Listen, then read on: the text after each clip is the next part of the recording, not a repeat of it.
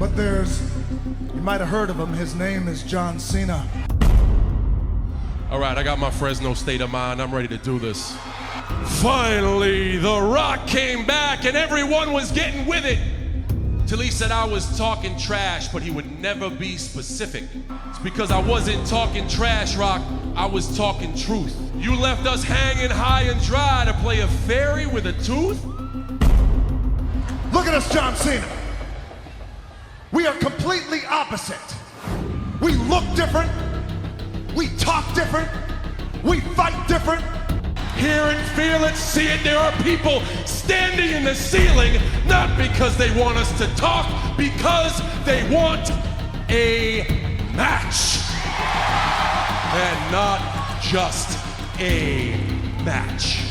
These people know what match. A match where generations collide. Only in the WWE would you be able to see Muhammad Ali and Mike Tyson in their prime. Only in the WWE would you be able to see Michael Jordan go one-on-one with LeBron James. The match that they want is John Cena versus The Rock.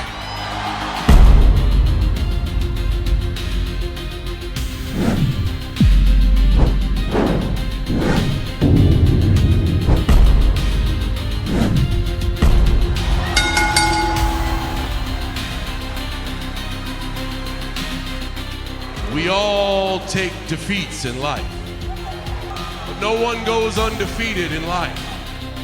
And a true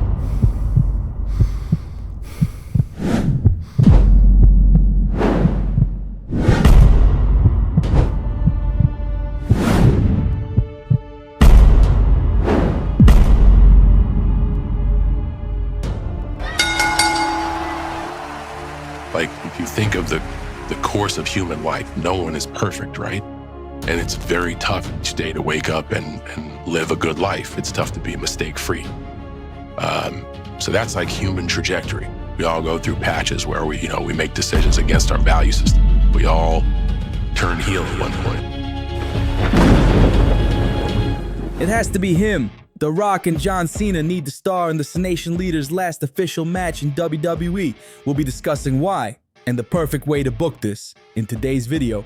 But first, I'd just like to ask you to subscribe to the channel, leave your thumbs up, and click on the bell. Now, let's get to our content. At the end of 2025, we will witness the end of the most legendary career that has ever existed in pro wrestling. 17-time world champion, the biggest pay-per-view seller in the history of the industry, the star of multiple blockbuster films. He is the man. There is no other John Cena, and there probably never will be again.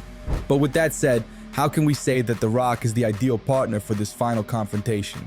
John Cena has had multiple historic rivalries over the years. CM Punk, Randy Orton, AJ Styles, Edge, just to name a few, and all of these names would make sense, but to come up with the ideal name, I believe that a single question could offer us that answer. Who is John Cena's main rival? But since this would be an extremely subjective debate, I think it's more pertinent to ask, which rivalry had the biggest impact? And to get the answer, simple, which rivalry generated the most pay-per-views? The best-selling fight between John Cena and CM Punk was SummerSlam 2011, which sold approximately 296,000 purchases, while the best-selling fight with Randy Orton was TLC 2013, which sold 181,000 packages. With Edge, it was Backlash 2009, with 182,000 packages sold. And when we talk about the first place on this list, the difference is very, very big. With 1,300,000 packages sold, WrestleMania 28 against The Rock is not only the biggest event of John Cena's career, but also the best-selling event in WWE history. And if you were there back in the day, you definitely won't be surprised. But obviously, the financial factor can't be the only one we're going to take into consideration. John Cena versus The Rock is the rivalry, the one that defined an entire era of WWE, the clash that blurred the line between wrestling and pop culture, between work and shoot, between sports and cinema. This wasn't just about titles, it wasn't about wins, it was ideological warfare. On one side, John Cena, the Iron Man, the guy who never left, who wrestled 5 nights a week in cities you can't even pronounce, who carried the company when no one else wanted to. Say what you want about his 5 moves of doom, He bled WWE red, white, and blue. On the other side, Dwayne Hollywood Johnson, the once-in-a-generation charisma machine who dipped out for movie deals, showed up once every fiscal quarter, and still got louder pops than half the full-time roster. WrestleMania 28? Fire. Once in a lifetime. LOL. The atmosphere was electric. The promos were personal. Cena was seething. Rock was smug. And the fans were eating it up like it was cocaine-laced popcorn. WrestleMania 29? Meh. Rock tore his abs in half like a paper towel. Cena gave the most robotic babyface performance of his life. And the whole thing felt like $1 billion tax write-off. So let's be real. We still haven't had the real finale. This rivalry is a goddamn trilogy, and we've only seen 2 acts. But how exactly do we get these 2 old guys to fight it out at the end of the year? And even more so, how do we make it look like one of the most important matches in wrestling history? Booking The Rock versus John Cena again in 2025 is like rebooting Titanic, but with the iceberg as the main character. These 2 legends are damn near fossils at this point.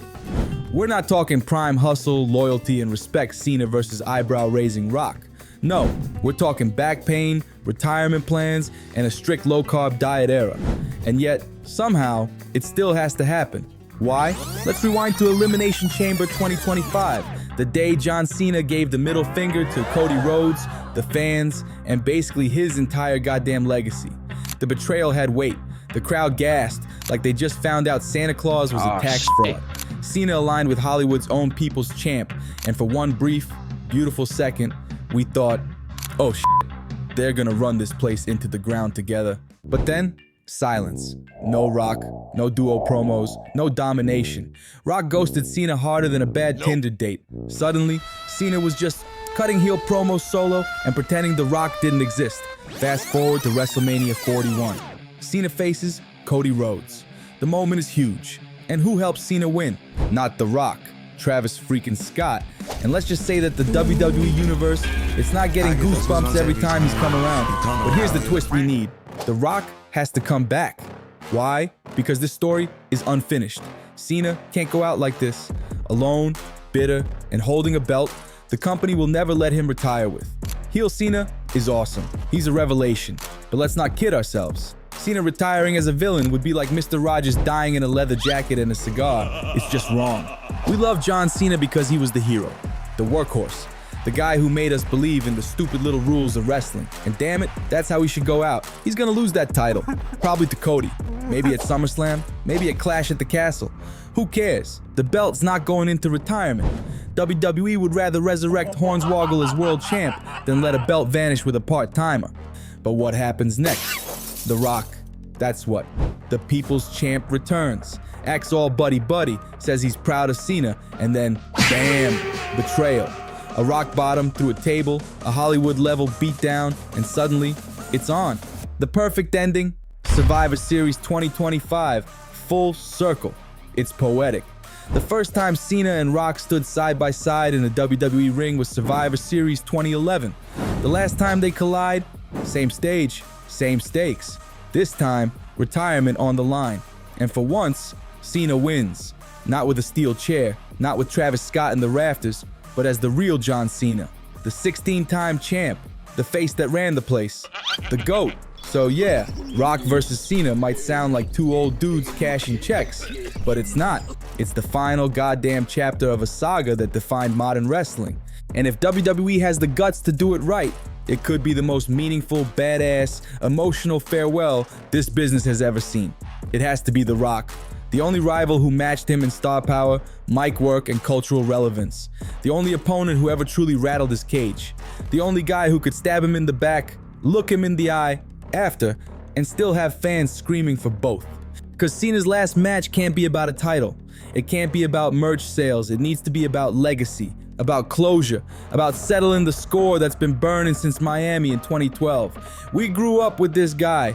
We watched him grind, fail, rise, bleed, and still salute the crowd with a smile.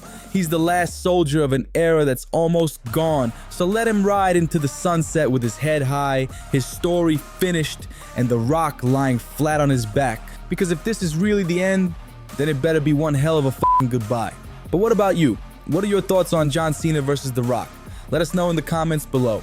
And if you like this video, don't forget to subscribe to the channel, hit the like button, and share this video with your friends because this really helps our work. That's all for today, folks. See you in the next one.